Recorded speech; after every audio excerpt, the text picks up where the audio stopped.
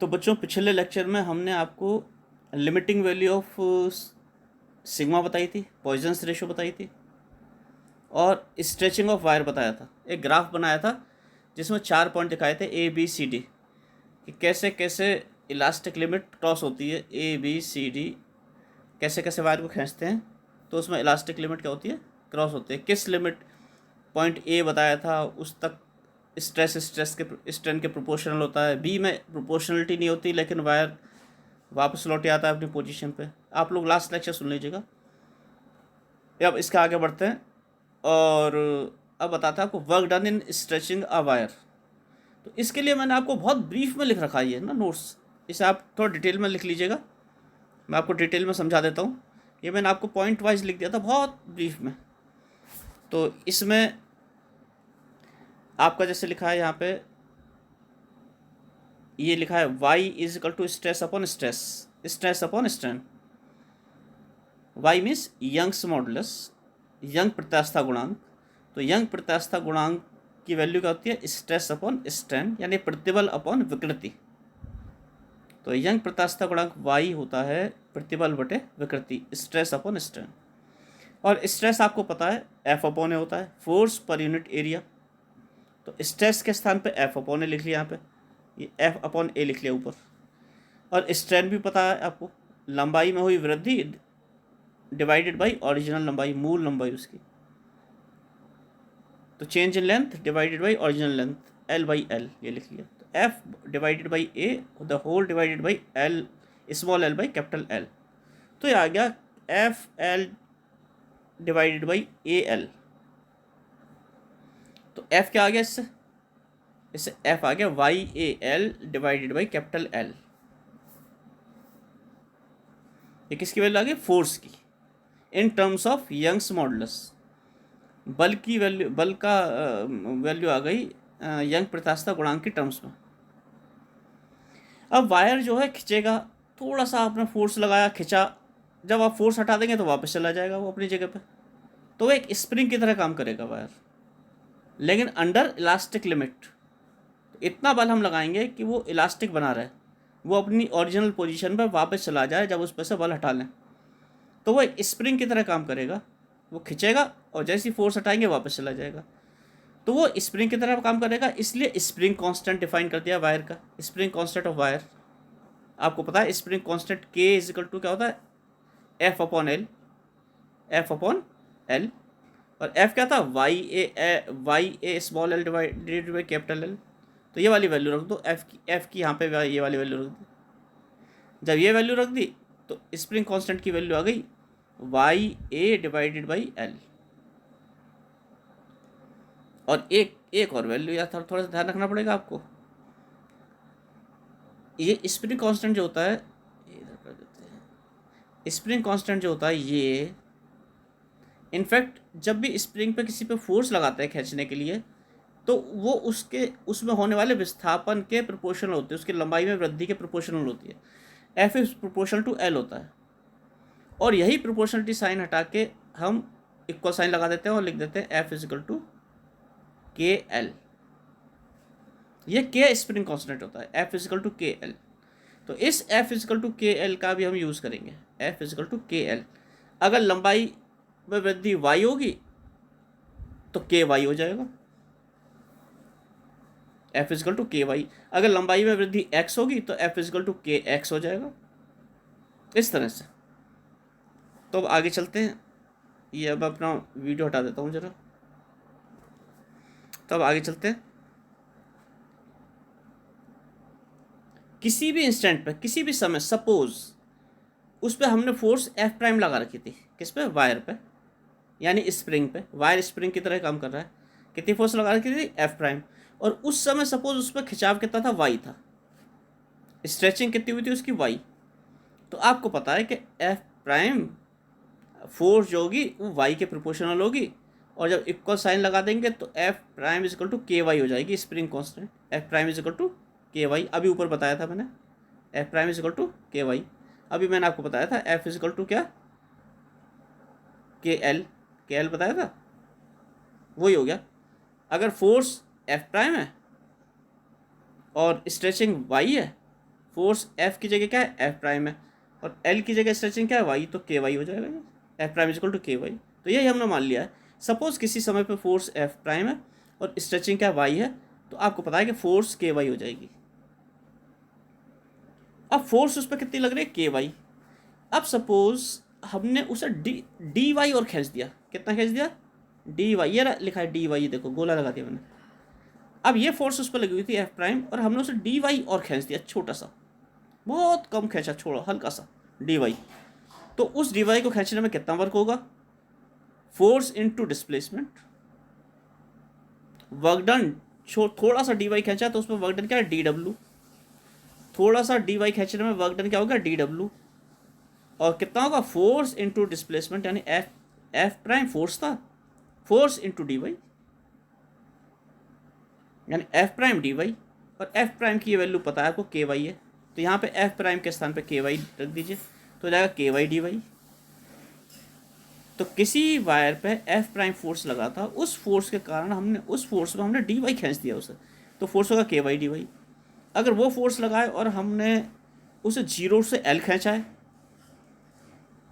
पहले सपोज वो बिल्कुल खिंचा हुआ नहीं था, हमने उस पर एफ प्राइम फोर्स लगाई और कितना खिंच गया, एल लंबाई तक खिंच गया, तो वर्क डन टोटल कितना होगा, इस डी डब्ल्यू को इंटीग्रेट कर देंगे, डी डब्ल्यू को गोला लगा दिया मैंने, इंटीग्रेट कर देंगे कहाँ, जीरो से एल लिमिट लगा के, तो ये आ जाएगा W is equal to zero to L और डी डब्ल्यू, ये आ जाएगा zero to L D W. यहाँ डी डब्ल्यू की वैल्यू रख दो, डी डब्ल्यू की वैल्यू क्या थी, के वाई डी वाई, तो ये आ गया डब्ल्यू इज इक्वल टू, आ गया जीरो टू एल, ये मैंने देखो रेक्टेंगल बना दिया, W is equal to zero to L K Y D Y हो गया। इसे इंटीग्रेट कर दो, वाई स्क्वायर बाई टू हो जाएगा, के बाहर आ जाएगा इंटीग्रेशन के कांस्टेंट है, तो वाई स्क्वायर बाई टू इसका इंटीग्रेशन हो जाएगा, और वाई स्क्वायर बाई टू की लिमिट जब जीरो टू एल लगा देंगे तो हाफ के एल स्क्वायर हो जाएगा। हाफ के एल स्क्वायर को half K L into L लिख सकते हैं, इसे हमने लिख लिया finally, half K L into L. और के एल क्या था, मैंने बताया था F force is proportional to L, और अगर प्रोपोर्शनलिटी साइन हटा के इक्वल साइन लगा दें तो इस प्रोपोर्शनलिटी साइन को हटा दें,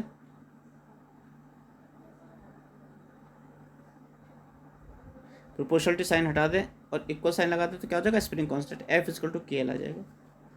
तो वही फोर्स आ गई है, स्ट्रेचिंग फोर्स।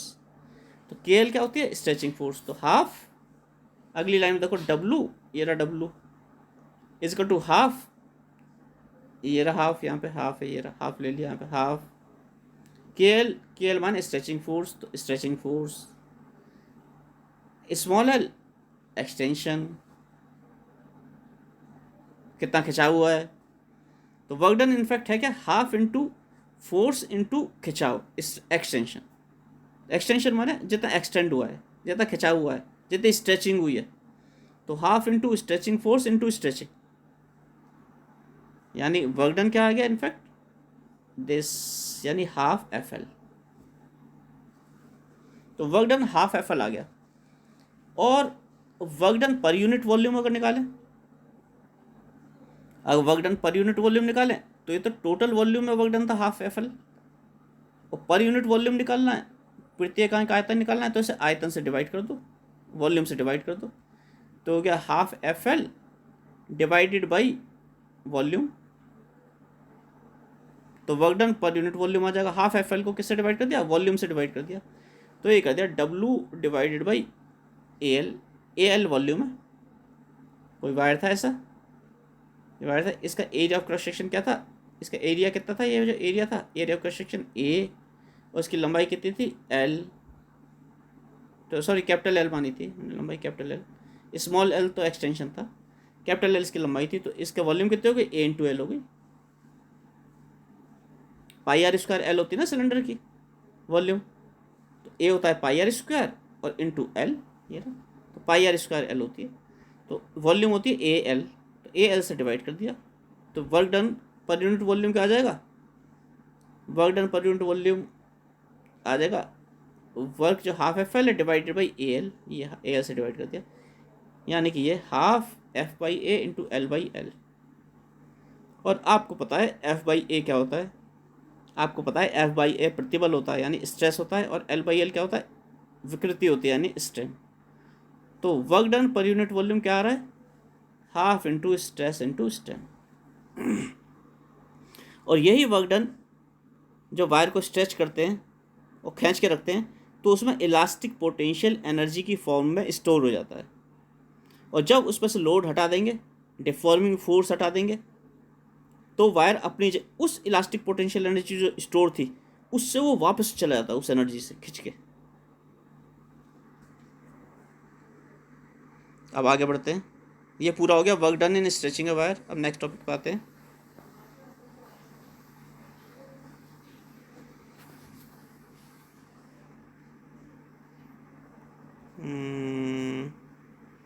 अब इस पे आते हैं।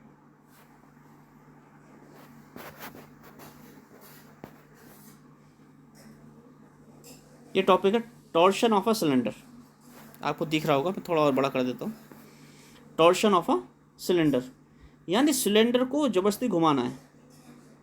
जैसे एक साइड से पकड़ लेते हैं ना किसी चीज़ को और दूसरी साइड से घुमाते हैं। जैसे आप कोई गोल सी कोई सॉफ्ट वो ले लो, वो ले लो, क्या कहते हैं, ट्यूब ले लो प्लास्टिक, उसे एक साइड से तो पकड़ लो कस के और दूसरी साइड से उसको घुमाओ, तो जो फिक्स वाली साइड थी वो तो अपनी जगह पे रहेगी, लेकिन दूसरी साइड घूम जाएगी धीरे से, उसमें रोटेशन आ जाएगा। तो वो एक टॉर्शन ऑफ अ सिलेंडर। इस फिगर में आपको दिख रहा है, देखो मैं दिखाता हूँ। इस फिगर में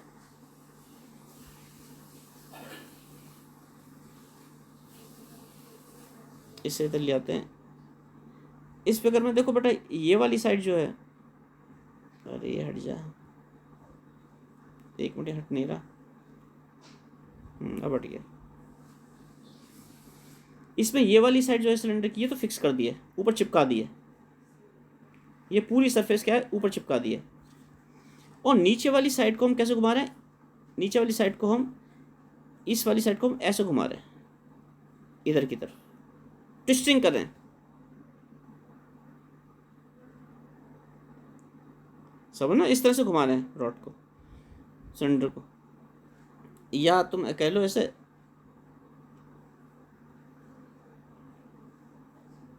या कह लो कि इस तरह से ऐसे घुमा रहे हैं ना, ऐसे इधर को,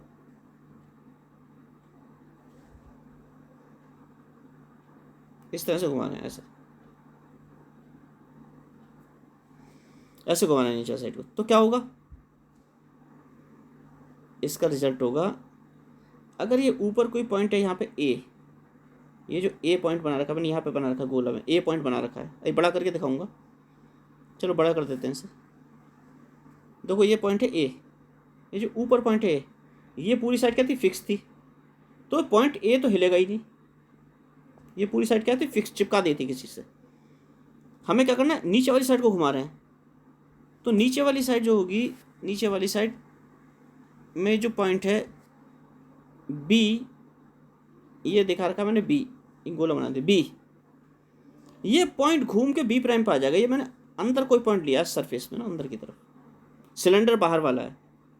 या आप मान लीजिए कि यहाँ पे अगर कोई पॉइंट था, यहाँ पे सपोज कोई पॉइंट था पी, तो ये घूम जाएगा यहाँ पे और ये कहाँ आ जाएगा, क्यू पे आ जाएगा, इस तरह से यहाँ आ जाएगा क्यू पे, ऐसे घूम जाएगा। क्यू वाला पॉइंट जो क्यू पे जो था वो आगे पहुँच जाएगा, जो यहाँ पे होगा वो और आगे पहुँच जाएगा, इस तरह, क्योंकि घूम गई नीचे की सरफेस, ऐसे घुमा दिया आपने ना, ट्विस्ट कर दिया जबरदस्ती, फोर्स लगा के ट्विस्टिंग हो गई सिलेंडर में। तो इसी तरह से जो एन वाला पॉइंट है बीच में, एन वाला पॉइंट, एन, ये रहा एन, ये कहाँ पहुँच जाएगा, एस पहुँच जाएगा, एस यहाँ है और एन यहाँ है। जैसे जैसे ऊपर जाएंगे वैसे वैसे घूमना कम होता जाएगा, क्योंकि ऊपर वाली सरफेस क्या है, फिक्स है। आप सोचो थोड़ा सा ना, सोचने से समझ में आ जाएगा। देखो ऊपर वाली सरफेस फिक्स है, ये तो ए पॉइंट वही रहेगा जहाँ पे था। यहाँ पे आएंगे तो ये वाला पॉइंट जो है वो यहाँ आ जाएगा, इस वाली लाइन पे आ जाएगा।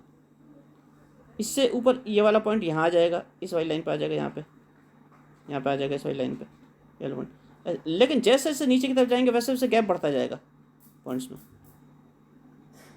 क्योंकि ऊपर फिक्स है, नीचे की तरफ घुमा रहे हैं। तो सबसे ज़्यादा घुमाव कहाँ आएगा? सबसे ज़्यादा घुमाव आएगा नीचे वाले पॉइंट पे, नीचे वाले पॉइंट पे। इसीलिए देखो बी प्राइम। तो मैंने क्या किया है, ये एक सिलेंडर लिया है और इस सिलेंडर के अंदर भी एक स्फेरिकल सिलेंडर माना, छोटा सा एक वो माना है एलिमेंट, सिलेंड्रिकल एलिमेंट माना है। वो दिख रहा है, मैंने डॉट डॉट डॉट डॉट से बना दिया। एक सिलेंडर के अंदर एक सिलेंड्रिकल माना है, अभी और समझा देंगे। एक सेक्शन माना है सिलेंडर का ना। तो इस टॉर्शन ऑफ सिलेंडर को समझने से पहले दो चीज़ समझनी बहुत जरूरी है। एक तो एंगल ऑफ ट्विस्ट। तो एंगल ऑफ ट्विस्ट होता है रोटेशन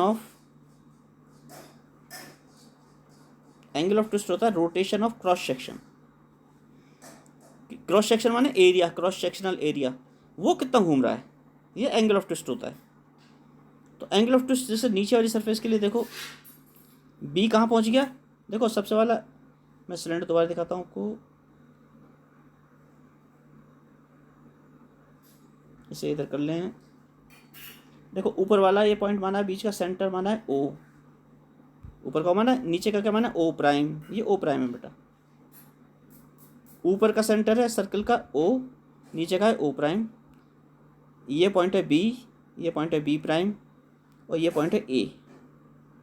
तो नीचे का अगर एक ट्राइंगल देखें बी ओ बी प्राइम, ये रहा बी ओ बी प्राइम, इसे मैंने लेफ्ट साइड में बना रखा है। देखो ये बना रखा है यहाँ पे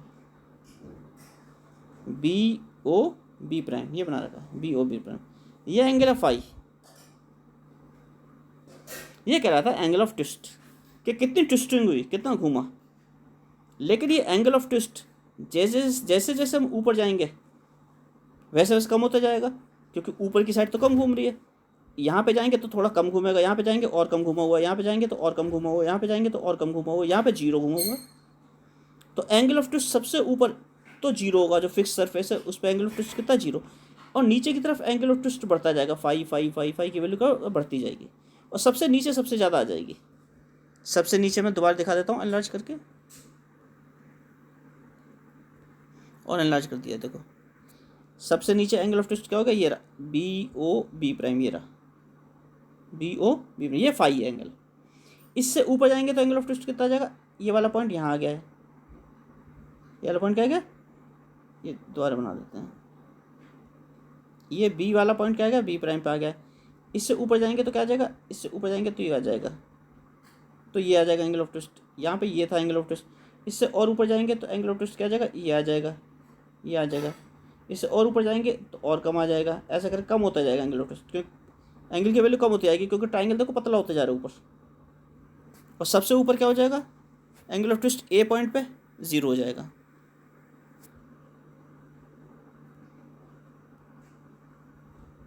इस पॉइंट पे क्या हो गया एंगल ऑफ ट्विस्ट, ये जीरो हो गया। देखो यहाँ पे थोड़ी सी वैल्यू आ गई एंगल ऑफ ट्विस्ट की, यहाँ पे थोड़ी सी वैल्यू बढ़ गई, थोड़ा सा यहाँ पे और बढ़ गया है, यहाँ पे नीचे जैसे नीचे जाएंगे बढ़ता जाएगा एंगल ऑफ ट्विस्ट, बढ़ता जाएगा।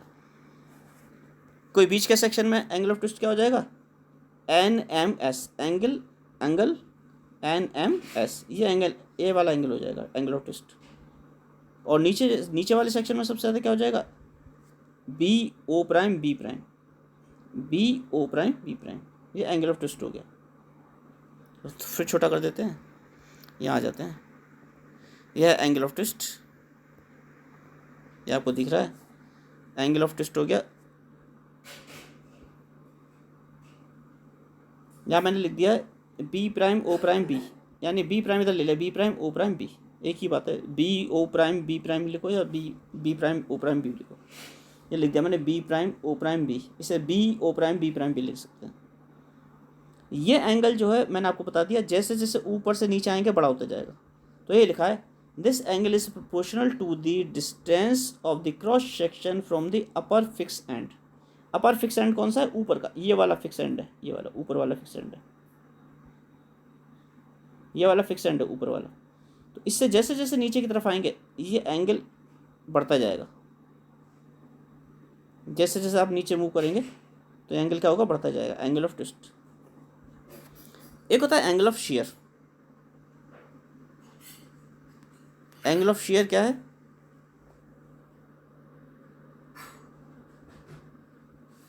कि कितनी सरफेस घूमी है।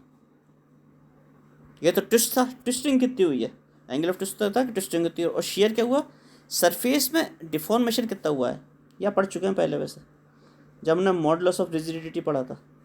तो सरफेस देखो कितनी अमाउंट से घूमी है, सरफेस घूमी है ये वाली, ये ए ऐसे ये घूमी है, इसे भी मैंने नीचे बना रखा है। ये देखो ये रहा, ए सबसे ऊपर वाला पॉइंट है जो सबसे ऊपर था, बी बी प्राइम, ये सरफेस घूमी है। छोटा करके दिखा देते हैं अभी, सरफेस कितनी घूमी है, ये घूमी है ए से आए बी तक और बी से आए बी प्राइम तक। ये वाला एंगल जो है A B B prime, B A B prime, ये वाला एंगल जो है ये रहा बी ए बी प्राइम। अब बड़ा कर देते हैं सर, तो देखो बी ये है पॉइंट नीचे, बी पॉइंट नीचे ये रहा बी, और ए है ऊपर, ये ए ऊपर ए है, और बी प्राइम ये है दूसरा पॉइंट। तो बी ए वाला एंगल जो बी ए बी प्राइम, ये मैंने लिख रखा है देखो थीटा, यहाँ पर ये एंगल लिख रखा है थीटा, ये थीटा, ये एक सही रहेगा। ये चाहे यहाँ ना पहुँचाए, ऊपर ना पहुँचाए, नीचे ना पहुँचाए, किसी में इसकी वैल्यू एंगल की थीटा सेम रहेगी। तो एंगल ऑफ शेयर होता है जिससे सरफेस घूमती है। तो एंगल ऑफ शेयर की वैल्यू क्या है, थीटा। ये दिखा रखी है यहाँ पे थीटा है, ये दिखा रखी है, ये थीटा है, theta is angle of share.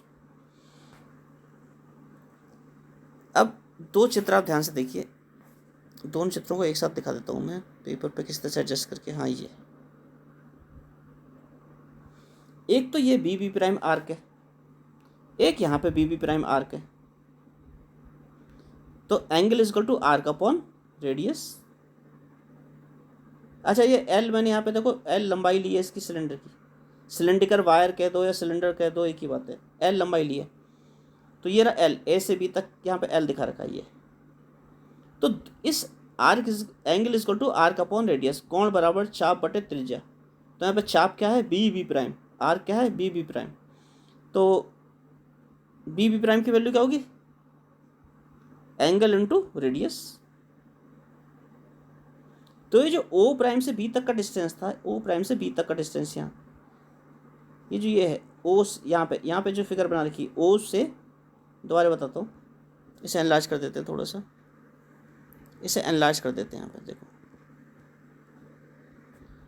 ये जो ओ से बी तक का डिस्टेंस है, या ओ से बी प्राइम तक का डिस्टेंस है, ये एक सर्कल है, इसे एक्स माना है हमने, एक्स एक्स, ये हमने छोटा करके यहाँ पे दिखाया है।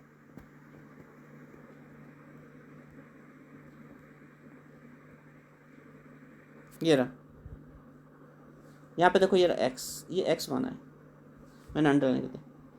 तो इस फिगर से, ऊपर वाली फिगर से आर की value B B prime R की वैल्यू क्या हो जाएगी, एंगल इंटू रेडियस, ये एंगल इंटू रेडियस, ये होगी phi into O prime B हो गई, ओ प्राइम बी प्राइम या ओ प्राइम बी, और ओ प्राइम बी एक्स है। तो ऊपर वाली फिगर से क्या हो गया, ऊपर वाली फिगर से बी बी प्राइम आर की वैल्यू हो गई एक्स फाई। अब नीचे वाली फिगर से देखो, इस वाली फिगर से देखो, इस वाली फिगर से बी बी प्राइम की वैल्यू क्या हो जाएगी, एंगल इंटू रेडियस, इसमें रेडियस एल है तो एल एल थीटा। दोनों वैल्यूज को इक्वट कर दो, क्योंकि सेम आर्क है बी बी प्राइम, तो बी बी प्राइम की दोनों वैल्यूज को इक्वट कर दिया, तो L theta is equal to X phi रख दिया। इससे थीटा की वैल्यू आ गई X phi divided by L. इस थीटा की वैल्यू को हम आगे यूज करेंगे।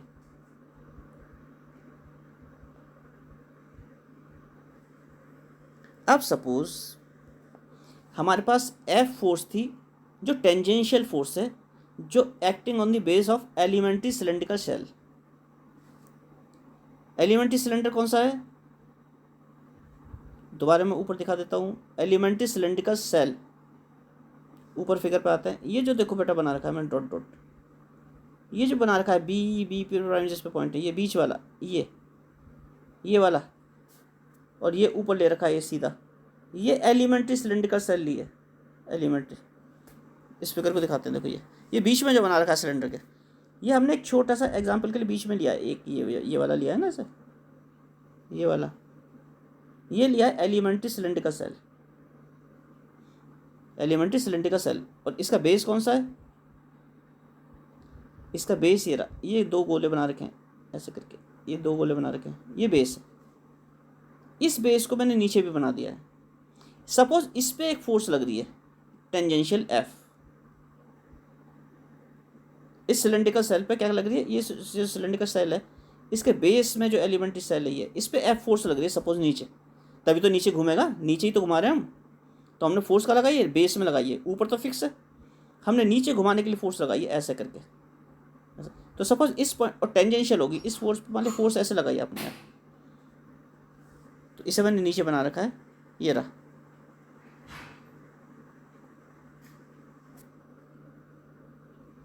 ये देखो ये है, ये रहा दिखा रखा, बेस दिखा रखा। ये नीचे वाले बेस की रेडियस क्या थी? एक्स। दोबारा दिखा देता हूँ, नीचे बेस था ये ओ prime B, O prime B, ये रहा ओ प्राइम बी। कितनी वैल्यू है इसकी? एक्स। तो इस बेस की रेडियस कितनी है? जो बेस है नीचे एक्स है, और इसकी चौड़ाई ये डबल लेयर आ रही है, तो इसे मैंने नीचे बना रखा है। तो इस बेस को ये बना रखा है, इसे एनालाइज करके ये बना रखा है। देखो बेस,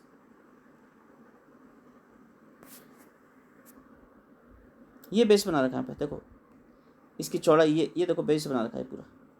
एक्स उसकी रेडियस थी और डी एक्स उसकी चौड़ाई है।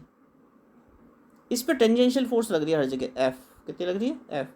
यहाँ पे लगेगी तो ऐसे टेंजेंशियल फोर्स लगेगी, यहाँ पे लगेगी तो टेंजेंशियल इधर लगेगी, यहाँ पे लगेगी तो ऐसे लगेगी, यहाँ पे लगेगी तो ऐसे लगेगी। टेंजेंशियल फोर्स लग रही है एफ इस पे, इसे घुमा रही है ऐसे करके टेंजेंशियल फोर्स। तो एलिमेंट्री जो सेल है बेस है उसका, इसका एरिया कितना होगा? एलिमेंट्री बेस का एरिया, इसे यहाँ से काट दो, इस पट्टी को और सीधा कर दो, खोल दो इसे पूरे को काट के जब खोलोगे तो ऐसे हो जाएगी, रेक्टेंगुलर स्ट्रिप हो जाएगी। तो पूरी इसी को तो मोड़ रखा है ऐसे, इसी को मोड़ के गोल बना रखा है। और इसकी लंबाई कितनी है? इसकी लंबाई है जो सरकमफ्रेंस है इस गोले की, जो सरकमफ्रेंस है, जो इसे काट के खोलोगे तो जाएगी 2πx, 2πr होती है, आर की जगह एक्स ले लेंगे। और चौड़ाई कितनी है? dx। तो लंबाई गुणा चौड़ाई, यानी कि ये रेक्टेंगुलर 2πx dx इसका एरिया हो जाएगा। तो ये लिखा है एफ जो है tangential force acting on the base of elementary cylindrical shell, उसका एरिया कितना है? 2πx dx। तो स्ट्रेस कितना हो गया? शेयरिंग स्ट्रेस, स्ट्रेस होता है फोर्स अपॉन एरिया, फोर्स है एफ और एरिया है 2πx dx। तो F divided by 2πx dx। Modulus of rigidity eta क्या होता है? मॉडुलस ऑफ रिजिडिटी ईटा होता है stress upon strain, shearing stress divided by shearing strain. Shearing stress ये रहा एफ बाई 2πx dx, तो यहाँ रख दिया एफ बाई 2πx dx, यहाँ पर रख दिया। और स्ट्रेन कितना था? जिस एंगल से सरफेस घूम रही है वो स्ट्रेन होता है, थीटा। तो थीटा हो गया। और थीटा की ये वैल्यू निकाल रखी हमने यहाँ पे, तो स्ट्रेन की थीटा की ये वैल्यू यहाँ रख दो नीचे, ये वाली थीटा की वैल्यू यहाँ पे रख दो, इस एक्स की जगह, इस थीटा की जगह। जब ये रख दोगे तो एफ की वैल्यू आ जाएगी नीचे। ये फोर्स आ गई। अब ये फोर्स जो है एफ की वैल्यू आ गई, ये आ गई, ठीक है, फोर्स की ये वैल्यू आ गई, ये आ गई आपकी। ये फोर्स क्या करेगी? उसमें मूवमेंट प्रोड्यूस करेगी, उसे घुमाने की कोशिश करेगी। तो फोर्स का मूवमेंट कितना होगा? Force into distance. मोमेंटम क्या होता है? टॉर्क। मोमेंट ऑफ फोर्स होता है टॉर्क, एक तरह से। टॉर्क होता है force into distance from the axis of rotation, यानी बल गुणा घूर्णन अक्ष से दूरी। तो फोर्स बल गुणा घूर्णन अक्ष से दूरी। और घूर्णन अक्ष कौन सी थी? इसके लिए फिगर दोबारा दिखा देते हैं। घूर्णन अक्ष थी, हम ये वाला सेल ले रहे हैं, ये वाला बीच वाला सेल लिया है, और घूर्णन अक्ष है इसकी ये वाली बीच की ऊपर वाली लाइन पूरी। घूर्णन अक्ष है इसका, ये घूर्णन अक्ष है आपका ये वाला बीच वाली लाइन, बिल्कुल सेंटर टू सेंटर। तो फोर्स कहाँ काम कर रही है? इस फोर्स काम कर रही है इसमें,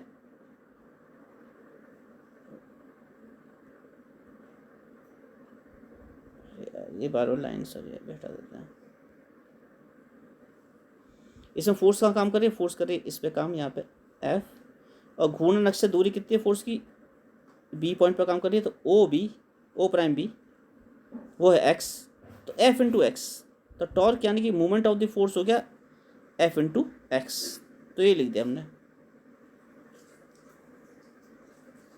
यहाँ लिख दिया movement of this force about the axis O O prime is equal to force into distance from the axis of rotation, यानी एफ एक्स। ये फोर्स हमारा कैपिटल एफ माना है यहाँ पे, ये मैंने जस्ट फोर्स का रिप्रेजेंटेशन दिया है स्मॉल एफ, यहाँ कैपिटल एफ भी ले सकते हैं आप अगर चाहें तो, capital F into x, small F को कैपिटल एफ की वैल्यू रख दीजिए, ये आ गई इंटू एक्स, ये आ गया, तो आपका आ गया 2 पाई ईटा जैसा।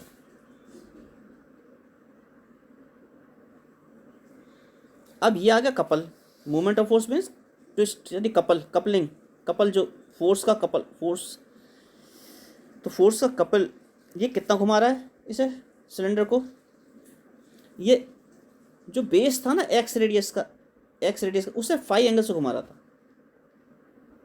ये जो कपल लगा है यानी कि मूवमेंट ऑफ द फोर्स है, ये एक्स रेडियस के सिलेंड्रिकल सेल को 5 एंगल से घुमा रहा था, क्योंकि हमने एक्स रेडियस का नीचे का बेस लिया था। अगर पूरे सिलेंडर को घुमाना हो तो एक्स रेडियस, एक्स की वैल्यू कहाँ से कहाँ तक वेरी करेगी, फिगर देखो, ये तो हमने सिलेंडर का ये लिया था, एक सिलेंडर यहाँ पे लिया था हमने सिलेंडर कहाँ लिया था, ये लिया था सिलेंडर बीच में कहीं, ये और छोटा भी हो सकता था, ये और छोटा भी हो सकता था, ये सेंटर पे भी हो सकता था, ये थोड़ा सा बड़ा भी हो सकता था, और बाहर भी हो सकता था।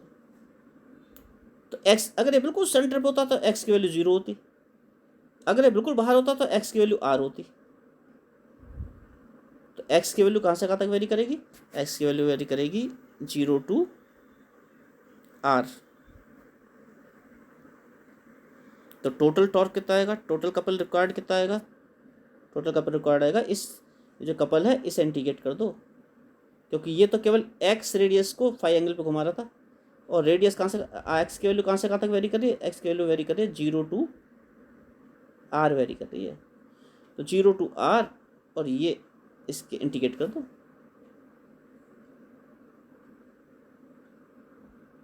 टोटल टॉर्क आ जाएगा, टोटल कपल रिक्वायर्ड आ जाएगा।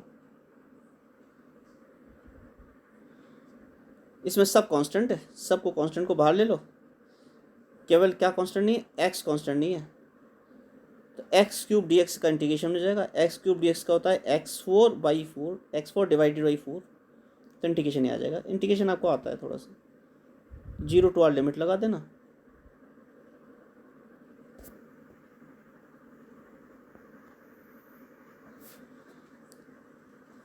तो अगर सिलेंडर को हमें, पूरे सिलेंडर को अगर 5 एंगल से घुमाना है पूरे सिलेंडर को, तो ये वाला टॉर्क चाहिए हमें। अगर हम सिलेंडर को 5 एंगल से घुमा के 1 रेडियन से घुमाएं, यानी 5 की वैल्यू क्या 1, तो कितना टॉर्क चाहिए होगा, कितना कपल रिक्वायर्ड होगा, 5 की जगह पर 1 रख दो तो ये आ जाएगा, यानी इसकी वैल्यू को 5 से डिवाइड कर दो। So this is the couple required to twist this whole cylinder by 1 radian, CS कहते हैं इसे, और यही टॉर्शनल रिजिडिटी कहलाता है, यानी पूरे सिलेंडर को 1 रेडियन घुमाने में जितना कपल रिक्वायर्ड होता है उसे टॉर्शनल रिजिडिटी कहते हैं, टॉर्शनल रिजिडिटी या रेस्टोरिंग कपल कहते हैं, पर रेडियन ट्विस्ट। रेस्टोरिंग कपल तो पता ही है, ये रेस्टोरिंग कपल है एक्चुअली, और कितना पर रेडियन ट्विस्ट, ट्विस्ट कितना किया 1 रेडियन, तो रेस्टोरिंग कपल 1 रेडियन ट्विस्ट पर रेडियन ट्विस्ट, तो ये तो कॉमन वर्ड हो ही गया, रेस्टोरिंग कपल पर रेडियन ट्विस्ट, तो कॉमन वर्ड हो ही गया, इसे टॉर्शनल रिजिडिटी कहते हैं।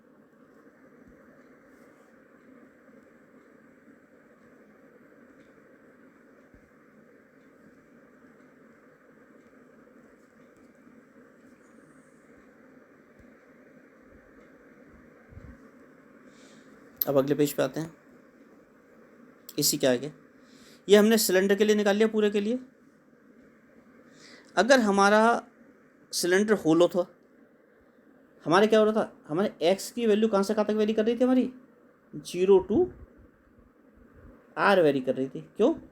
क्योंकि हमारे सिलेंडर का बेस था ना, जो बेस था हमारे नीचे पूरा बेस था, हमने इसमें यहाँ पे एक एक एक सिलेंडर का सेल लिया था वैसे एग्जांपल के लिए, और इसकी रेडियस x मान ली थी यहाँ पे। अगर ये सिलेंडर बिल्कुल बीच में लेते, बिल्कुल सेंटर पे एक छोटा सा बिंदु लेते, बिल्कुल छोटा सा, तो x की वैल्यू क्या होती है, 0 हो जाती।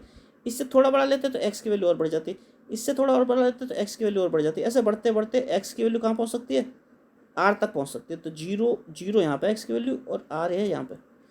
तो हम कहीं भी ले सकते थे सिलेंडर, यानी हमें सिलेंडर की रेडियस कितनी हो सकती थी, 0 to R कहीं भी हो सकती थी। तो x की वैल्यू 0 to R थी। लेकिन अगर ये होलो सिलेंडर हो, ये तो सॉलिड सिलेंडर था, आप कहीं भी इसमें क्या ले सकते, सिलेंडर का सेल कहीं भी बांध सकते थे बीच में। अगर होलो होता तो सिलेंडर ऐसे होता, ये तो बड़ा सा बना देता हूँ मैं, तब ऐसे होता, 2 लेयर होते हैं ऐसे, ऐसे ही ऊपर। मैं लंबा तो नहीं बना रहा, यहीं पे ख़त्म कर देता हूँ, चलो ऐसे होता है। ये अनइवन बन गया थोड़ा सा, इस तरह से होता, ये होलो होता। और इसमें हम जो भी मतलब वो लेते, सिलेंडर का सेल लेना होता है, हमें इनके बीच में लेते, या तो यहाँ लेते, या इससे थोड़ा सा बाद में लेते, या और बाद में लेते, ऐसे। तो हमारी एक्स की वैल्यू या तो यहाँ होती मिनिमम, या लास्ट में होती।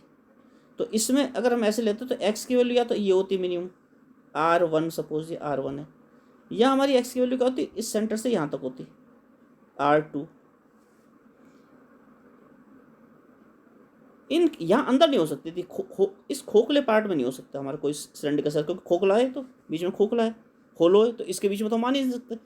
हम कहाँ से कहाँ तक ले सकते थे, हम तो यहाँ से यहाँ तक ले सकते थे, कि ये लिया है, ये एक था और एक ये था, इन दोनों के बीच में कहीं ले सकते हैं, कि बीच में तो खोखला है, तो या तो यहाँ ले लेते, या यहाँ ले लेते, या और बाद में इसके ले लेते, ऐसे ले सकते थे हम कहीं भी। और ये वैल्यू थी R1, और ये पूरी वैल्यू यहाँ से यहाँ तक सेंटर से ये है R2। तो हम कोई जो सिलेंडर का सेल लेते हैं स्पेसिमेन, वो R1 से R2 तक रेडियस का ले सकते थे। तो इस केस में हमारी टोटल कपल रिक्वायर्ड कितना आ जाएगा, जो हमने 0 to R लिमिट लगाई थी, वो 0 to R नहीं लगेगी, इसमें लगेगी R1 से R2 होलो सिलेंडर, और सेम फार्मूला। तो आपका ये आ जाएगा इंटीग्रेशन। और फिर टॉर्शनल रिजिडिटी माने कपल रिक्वायर्ड पर रेडियन ट्विस्ट, कपल रिक्वायर्ड पर रेडियन ट्विस्ट। तो टॉर्शनल रिजिडिटी यही होगी, लेकिन पर रेडियन ट्विस्ट होगी, नहीं फाई की वैल्यू क्या हो जाएगी 1, यानी tau h divided by phi, तो ये हो जाएगी।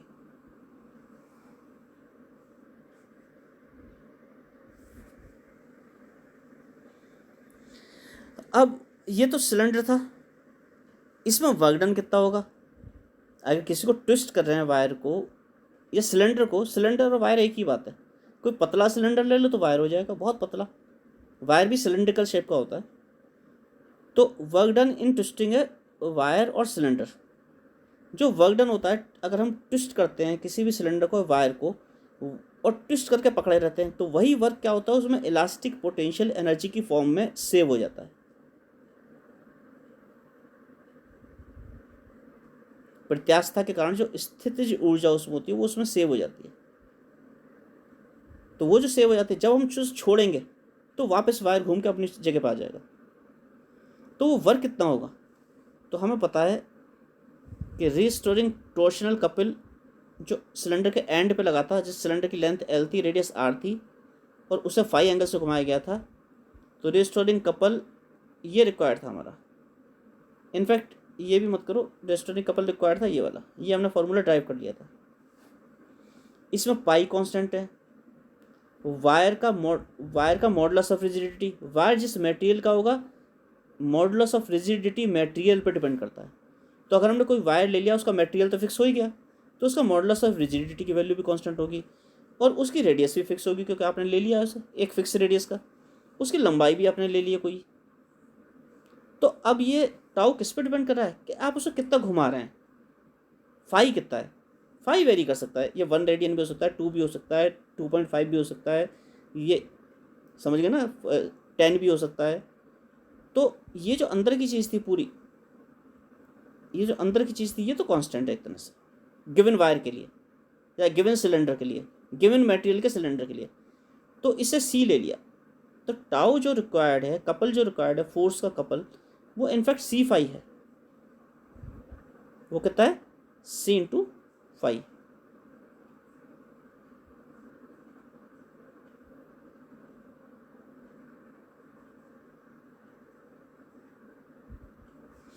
तो ठीक है, उस पर टाउ लग रहा है, कपल लग रहा है, ये उस पर लगा लिया हमने कपल।